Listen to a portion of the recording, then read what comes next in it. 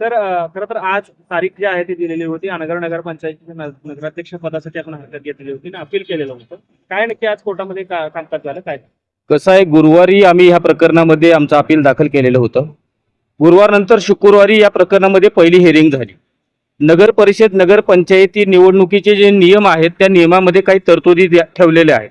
त्याच्यामुळे व्यक्तिगत नोटीस कोणालाही निघत नाही. त्या शुक्रवारच्या तारखेला आम्ही कोर्टाला सांगितलं की आम्ही आमचा कंप्लायन्स केला आहे, आम्ही आरओला त्या ठिकाणी नोटीस दिलेली आहे की आम्ही असं अपील दाखल केलेलं आहे. मग आरओनं त्यांच्या नोटीस बोर्डवरती त्या ठिकाणी एक नोटीस लावणं अपेक्षित आहे, ती त्यांनी बहुतेक रविवारी वगैरे लावली असावी. आज त्यांचा कंप्लायन्सचा दिवस त्या ठिकाणी कोर्टामध्ये ठेवण्यात आलेला आहे. म्हणजे आता आज आरओनं आम्ही बाबा आमच्या नोटीस बोर्डावरती ह्या अपिलाची नोटीस लावलेली आहे आणि जे काही गैरअर्जदार ह्या प्रकरणामध्ये आपण केलेले आहेत त्या सर्वांना आम्ही नोटीस दिलेली आहे. अशा पद्धतीची नोटीस आरओ लावतात आणि ते त्यांचा कंप्लायन्स आम्ही केला म्हणून न्यायालयामध्ये येऊन ते त्यांचं एक शपथपत्र दाखल करतील. तसंच ज्या कुठले पक्षकार या ठिकाणी या प्रकरणामध्ये स्वतःहून हजर होऊन त्यांचं म्हणणं देतील ते म्हणणं एकमेकाला एक्सचेंज होईल. उद्या एक फॉर्मल डेट या प्रकरणामध्ये ठेवण्यात येईल आणि प्रोबॅबली परवा दिवशी हे प्रकरण अंतिमता निकाल आर्ग्युमेंटसाठी ठेवण्यात येईल आणि त्याच्यानंतर ह्याच्यामध्ये निकाल होऊन जाईल.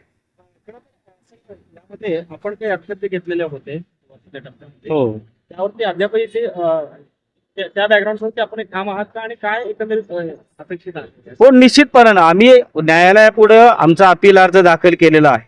आम्हाला न्यायालयाकडून पूर्णतः न्याय मिळेल अशी अपेक्षा आहे, आशा आहे.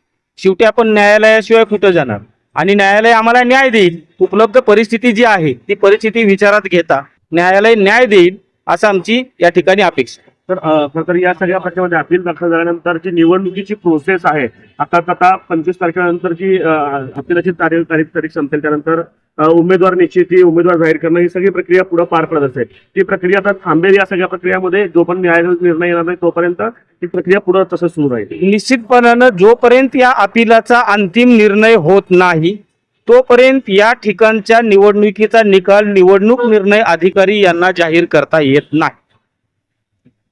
जोपर्यंत निकाल होईल तोपर्यंत त्यांना हे बघा, त्याच्या पुढे जाऊन मी आपल्याला सांगतो, निवडणुकीचा कार्यक्रम जर आपण बघितला तर त्या कार्यक्रमामध्ये त्यांनी स्पष्ट दिलेला आहे ना की विड्रॉलची डेट दिलेली आहे. जिथं अपील झालेला असेल तिथलं विड्रॉलची प्रक्रिया काय होणार आहे हे त्याच्यामध्ये स्पष्ट दिलंय.